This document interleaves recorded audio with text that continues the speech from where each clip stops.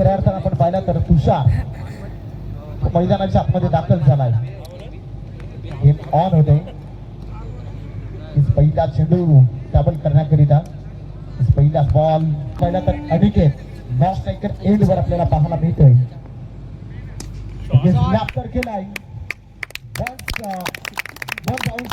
चेंडू सरळ निघून जातोय सीमारेषा पार. तुषार बॉल साठी मैदानाच्या आतमध्ये संपलाय आणि 4 धावा फलकावर आपल्याला पाहायला मिळतील.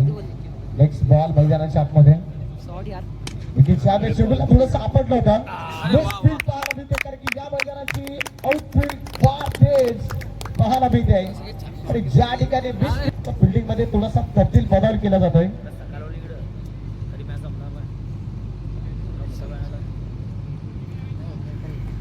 आपण मैदानाच्या आतमध्ये पाहिलं तर 3 बॉल साठी झालाय.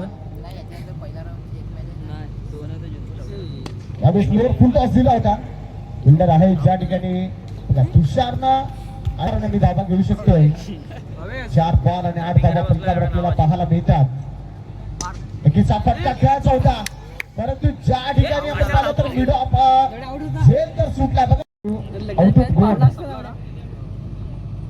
हो काय गोलंदाजी केल्या त्यावर काय जबरदस्त प्रहार आणि चेंडूला पाठवलाय. सरळ निघून जाते सीमारेषा डावखोऱ्या डावखोरी फलंदाजाच्या समोर मनगडा फार ताकद म्हणून असते.